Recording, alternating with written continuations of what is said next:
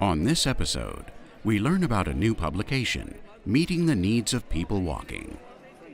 Walk 21 holds their annual conference in Bogota, Colombia. The United Nations Environment Program helps cities improve conditions for pedestrians. The National Association of City Transportation Officials has produced a global street design guide. We talk with the President of Pepco Holdings about a new trail under their power lines in Gaithersburg, Maryland. Finally, we talk with the chair of the Park and Planning Commission about trails and rights of way. Stay tuned. We're in Bogota, Colombia, talking with Bronwyn Thornton, who's Chief Executive of Walk 21. What is Walk 21? Walk 21 is the global organization leading the walking movement. We are a small team with big ambitions to help people all over the world live in happy, walkable cities. You're holding a publication there. What is it? This is a publication we've done with the German government as part of their Transforming Urban Mobility initiative, and it's called Meeting the Needs of People Who Walk. I think, of people walking, you see. Anyway, this publication is a quick and easy guide. It's only 4 sides, and it gives people the arguments for how to go about transforming their cities and addressing the needs of walkers. So on the front, we give them some arguments about why they should do it. We talk about what they should do and what mayors particularly can do. And then on the last page, we have resources that they can refer to and dig up and take to their constituencies, to their communities, and make a difference and make something happen. How'd the idea for this publication come about? Okay, so this publication has come because as part of the German government's commitment to the new urban agenda, they wanted to enable cities to understand what they needed to do on the different elements. So the new urban agenda was launched in Quito in Ecuador 2 years ago in 2016, almost exactly 2 years ago to now. And these are some resources to enable people the German government wants to enable communities around the world to understand what they need to do to implement the new urban agenda. And around the world, what languages is it available in so far? So we are launching today here in Bogota, so we have Spanish and English, but we have ambitions for translations in other cities. We have a couple of great case studies in this booklet with Lagos and Vienna. So there's a good start to translate into German and then to translate into other accessible languages as the agenda progresses. Is it available on the internet somewhere? It is available on the internet. It's available on walk21.com, and it's also available on the SUTP, which is the To Me Initiative website. We're talking with Jim Walker with Walk 21. You just finished up another conference here in Bogota. What's been going on the last few days? Well, this is conference number 19. I can hardly believe it, but you've been at nearly all of them, so thank you for that again. This year was really quite extraordinary, actually. We had, I heard just now that 5,000 people have been through the doors and involved in our event, so that's amazing. And we started the event with a walk down the street. This city is famous for its ciclovia, and they decided that they should host the first Caminavia, which is like a walking festival. And so we walked down the street, we danced, we had music, typical Latin American sort of cha-cha-cha. That was a fantastic start and a great way for everyone to get to know each other. And then what followed is, I say the usual, but basically we had about 300 people give presentations or speeches. The hall was nearly always full. And we've had events every evening as well. So, it's just all that Latin American charm and pizzazz as much as, serious content and some amazing things that people are sharing with us this year. What might be a little different in Bogota from some of the other cities you've been in that we can learn from? Well, I think what's great here is that the ambition is really quite well eloquently spelt out. So the mayor, who everybody knows, Enrique Peñalosa, is a bit of a superstar internationally. He's led on BRT in South America. He's led on cycling in South America. And he has stepped up and said he's happy to lead on walking in South America. It's not to say that it's not the only city which is investing in walkability for sure, but he's got a very clear vision about investing in sidewalks, giving people equity in public space, and making sure that the quality of the environment that is being built and taken back for pedestrians, often from cars or encroachment, is going to be as good quality as it can be. Half a dozen years ago was your first conference in Latin America, in Mexico City. Now this is your first one in South America. What's the significance of making it onto a new continent? Well, I think it's, everywhere you go, there's always more people who are already doing things, and shining a torch around the world and finding them is part of the sort of discovery journey that we love. There are this voice, I think the voice that particularly picks out Latin America this year, the advocates have really come alive. There are many people who've got in contact with us, who have joined forces and recognise that whether it's Venezuela, Ecuador, Brazil, Mexico, they all have their own groups who are getting organised and knowing what to ask for and doing some really amazing things. And we're just really pleased to be able to support them with some serious content so they feel really enabled to ask for the right things, and that their engineers and planners and their politicians are actually recognising what to do, and recognising also that in many places now around the world that they can share their experiences, and actually it's not so complicated anymore. It seems like even after all these years, there's always something new that comes up. I heard gender issues this year. I'm not sure that's been around much before. What are people talking about there? Yeah, I think it was really interesting to hear a number of speakers talking about, children. We were talking about children earlier a couple of years ago, and now we've got the resources coming out. There were a lot of documents that were launched actually at this event, which was really nice of people. But I think the story about women and their influence on design and making sure that we're designing cities for women, I think is something that still needs work. And it's something that I think we have to expose a bit more and invite people to talk about it, and actually, share these stories so that we can make sure we're doing all that we can do for women, especially in our cities. What's next year? Well, okay, we've already started. We're going to Rotterdam in 2019. We're super excited about that. It's a fantastic city. You may know it sort of recovered after the war and got built pretty fast, and they went pretty high. And now they're just working out how to keep people in the city, not just move people through it, because I guess it was designed as a city that was all about movement. The last 10 years, they've had this awesome policy about getting people to stay and dwell. They really like the idea of getting people to enjoy their public spaces. And now they're thinking, they've got a number of happy streets, as they call them, but they want to actually connect those up with the public spaces and imagine that we have a totally walkable city. The Netherlands, of course, famous for cycling, like ridiculously famous for cycling. They've done amazing things for cycling, but really the opportunity, is to apply some of that energy and good Dutch common sense to walking, and we're really excited about what they've planned.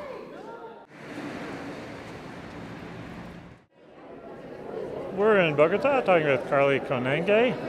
Who do you work for? The United Nations Environment Programme. And what does that have to do with pedestrians? So basically how we see it at the UN is that if we can get more people walking, we get less people in cars. How many different cities are you working in at the moment? We're working in about 8 cities at the moment, majority in Africa, but also a few in Latin America and the Caribbean. What are conditions like for pedestrians in some of the cities you're working in? I have to say not great. In a lot of the cities we work in, the majority of people are walking as their daily mode of transport, but governments traditionally have forgotten about them. They're focusing on increasing infrastructure for cars and not helping pedestrians, so that's what we're trying to change. How do you work on a problem like that? Where do you get started? So a few things. We try and find really smart, forward-thinking political champions. So for example, in Nairobi, we're working with the County Executive for Transport. In Kampala, we're working with the Director of the Kampala City Council. We work with local civil society organisations, and we bring them together and try and map out a plan for their cities to change the way they invest in transport. Is that process different in the different cities you're in? What sort of variety of challenges do you see?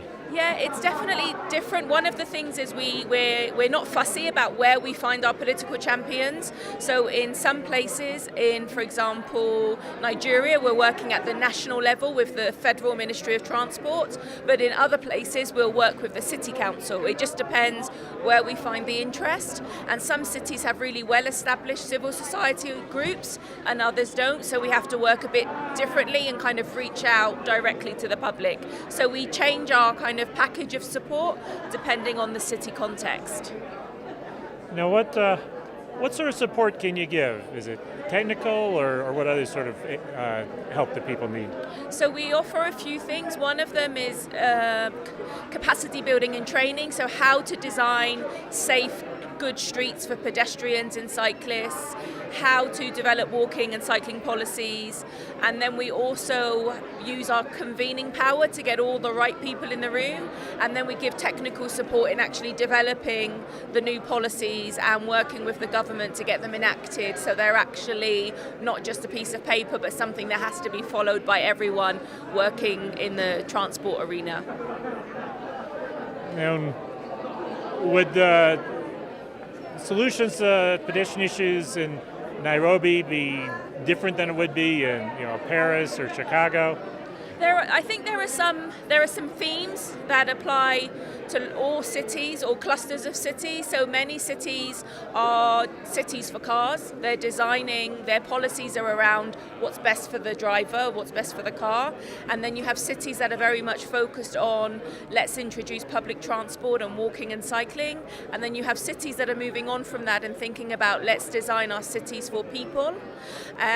So you can kind of place different cities around the world into one of those clusters. So I'd say, yes, if you compare, say, Nairobi and Paris, Paris is definitely mobility in places and Nairobi is still car-centric. Is it possible for a city, a newly motorizing country, to sort of skip the mistakes that other places made and go on to where we all hope to be eventually?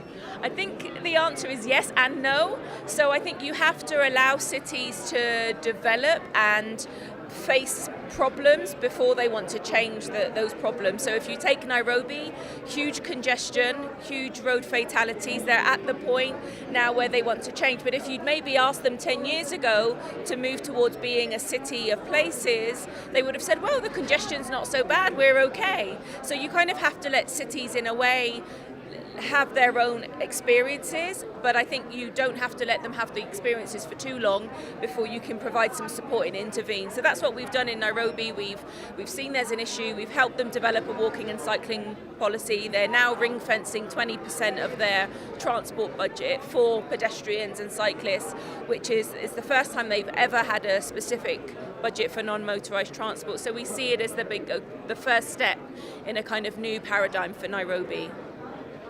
What kind of difference is that going to make over the next few years when you have a dedicated source of funds just for pedestrians and bicyclists? It's going to make a huge difference for the 47% of Nairobians who currently walk as their daily mode of transport. They will start seeing dedicated pedestrian footpaths that will keep them safe and will enable them to walk to school and to the market and to their place of employment with dignity and not worrying about being knocked over by a fast-moving metal machine that is the car. And is that your target in all the cities you're working on, that pedestrians will find it just easier to get around? I guess our real target is that everyone, whether they be a pedestrian or a cyclist, an elderly man, an elderly woman, a child, will be able to have options and choice. And if their way of getting around is walking, then they can do so safely. If it's cycling, they can do so safely. And moving towards a situation where everyone doesn't automatically jump to using their car. You might still want to use your car for, say, a long drive at the weekend to get to somewhere else in Kenya, but for day to day, there are better alternatives. We're with Sky Duncan with NACTO. What does NACTO stand for? NACTO is the National Association of City Transportation Officials. And what does NACTO do? So we are a membership organization based originally in North America. We're still based there. But I'm the director of the Global Designing Cities Initiative that we launched around 4 years ago.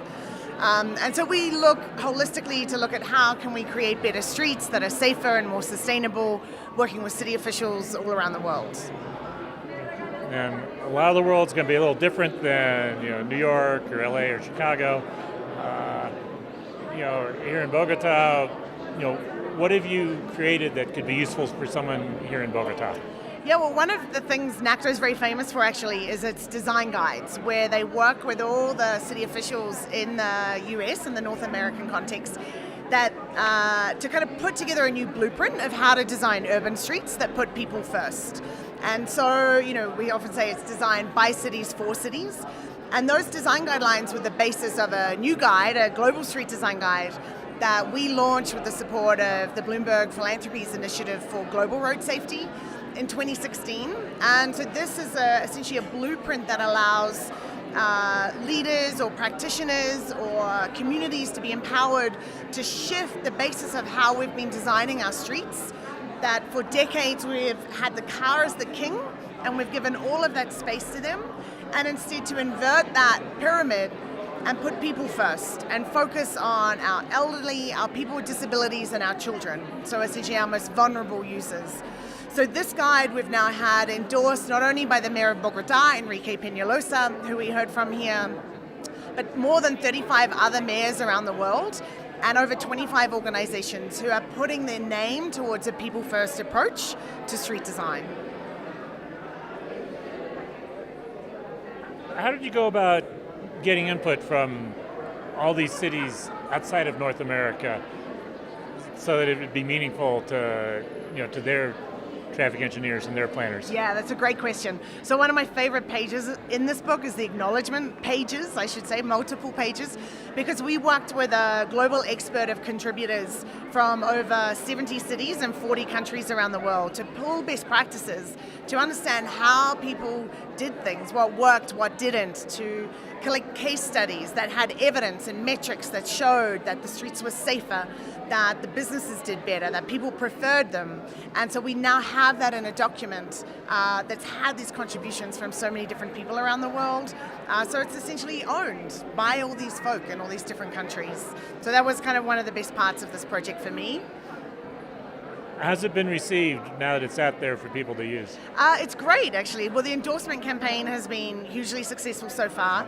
We find that acts almost like a permission slip for practitioners or, say, an engineer to, if you're in a room full of people who are used to saying no to anything new or to shifting the way we do things, if a mayor has endorsed this, it allows the engineer to say, well, or the planner say, well, actually, our mayor has said we should be doing this, let's take a look. So then they can go to the pages, it's very visual, it's very accessible. So that aspect of it is huge.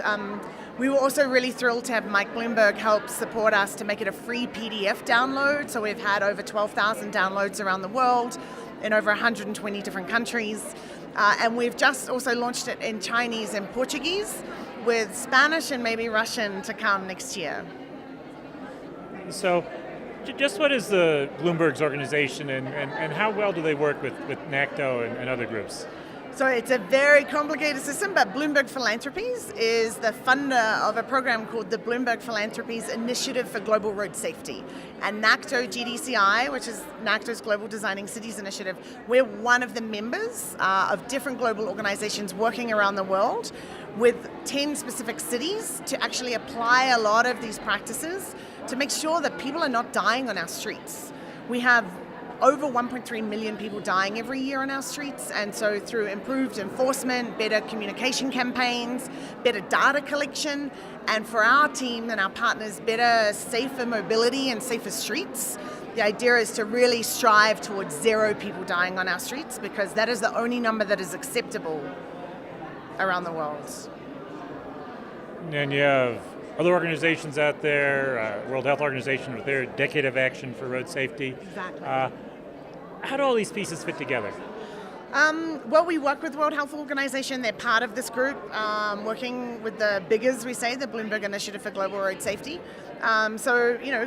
Collecting all this data, making it available, making sure people know about these statistics, that they know and feel empowered to be able to change their practices to save lives, but at the same time to strive towards sustainable mobility options that give people safe and comfortable choices to get out of their car or to leave their car at home and to choose to take transit, or to feel safe enough to take their child on a bike lane to school, or to walk safely to their job. So that's our goal holistically, is to work with all these incredible people around the world doing amazing things to try and take very specific actions on the ground. And, we're here in Bogota, we also work in Ethiopia and Brazil and India and Italy. And while all these places look and feel very different, right? Different cultures, different languages, the essence to put people first, us as human beings across those contexts, don't really change much, right? We're roughly the same size, we roughly move at the same speed.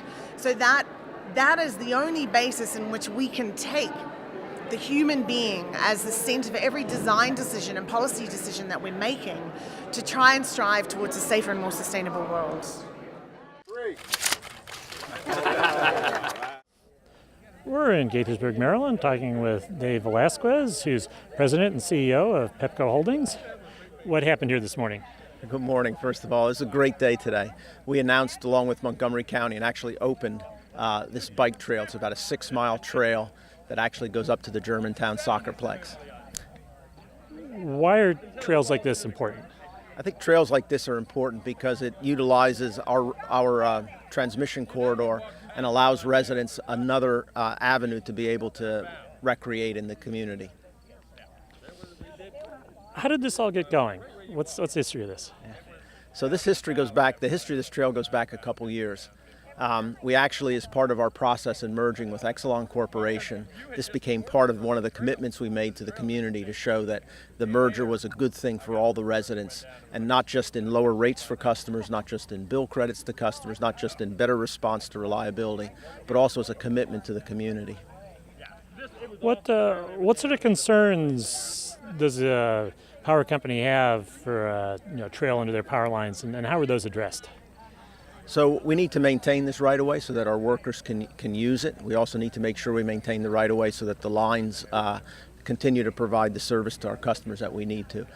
But having a bike trail on it is an absolutely compatible use, and again, very excited. Another way to demonstrate our commitment to the community is opening up our transmission corridor here for off-road bikers to be able to use. So what's next? What's in the future? Well, this is the first one we've done here at Pepco. And as we see how this works out, we'll take the lessons we learned from this and see if we can continue to expand it. We're talking with Casey Anderson, who's chair of the Park and Planning Commission. What is the commission? We're in charge of land use and transportation planning, and we also own the county park system. So we manage the parks and develop recreational facilities, acquire land for natural resource stewardship, all the things the Parks Department does. What was your role in the Pepco Trail here? Well, I guess it starts back several years ago. It's like they say, victory has 1,000 fathers and defeat is an orphan. So this is a project that has a lot of parents, but I'd like to think that I'm one of them. I was one of the people that was pushing the idea that we should be building trails in utility corridors probably 10 or 12 years ago when we were revising some of our trails plans. And I know that Peggy Dennis, I think you were saying some similar things, Dave McGill, Dave Scull, there's others who had this idea over time. But when the Pepco merger was proposed with Exelon, that was kind of the chance for everybody who thought that was a good idea in principle to try to see if we could make it a reality. So Dave Scull came to me, who's he's a former county council member. He's also a big mountain biker and very involved in advocacy for mountain bike trails. And he'd asked me if we would be willing to send a letter to the Public Service Commission to advocate making a trail on this corridor, for starters, a condition of that merger approval. And so the county council and the county executive got behind that, and that was really what led us to this point where Pepco agreed that was possible, which they'd never done before. And I think it was really Exelon, which has trails in their utility cores and other areas where they serve, was happy to accommodate that. Why is it important to take advantage of utility corridors and other right-of-ways for trails? Well, in a county where the land use and development is pretty mature, is not a lot of land that's not spoken for. That doesn't mean there's no land available or that there's no room. It just means that we don't have the luxury necessarily of being able to acquire miles and miles of new parkland to create a trail corridor like this one. So this is an opportunity to take better advantage of land that's being used for one thing, be able to use it for something else while you're still maintaining the electric utility service. And we're seeing the same thing in a lot of ways, trying to build bike infrastructure into existing roads, trying to build athletic fields that can complement schools, trying to put rec centers and police stations and fire stations on the same properties. You see a lot of this going on. It's, the fancy term for that is co-location, but that's just basically a way of saying trying to do more things with the same piece of property. And so I think that creating a trail corridor at the same place where there's a utility line is just one example of how we can get more done in the same amount of space as the county grows. And this is a dirt trail, a mountain bike trail, agreement also called for a paved trail. What's going to take to make that other half of the project happen? Well, the Pepco has done the engineering for the paved trail. We don't have any money for it right now, but I think that getting this trail opened, even though it's a dirt trail, will build a constituency for extending it, because all the neighborhoods around here, the people are going to realize they have access to this trail. They're going to maybe take their dog out for a walk or go for a little run, and they're going to see the possibilities. And really, that's so much easier to build an organized advocacy around something that exists to try to improve it, as opposed to an idea that's just a line on a map or an abstraction. So I think getting this done is going to lay the foundation for the political constituency to get not only the trail extended all the way from Germantown to Bethesda, but ultimately to have a paved option. So if people want to ride a road bike or a rollerblade or take their baby strollers out, they'll be able to do that in addition to horseback riding and mountain biking or trail running, which is what you've got right now. Visit us on the internet at www.pedestrians.org.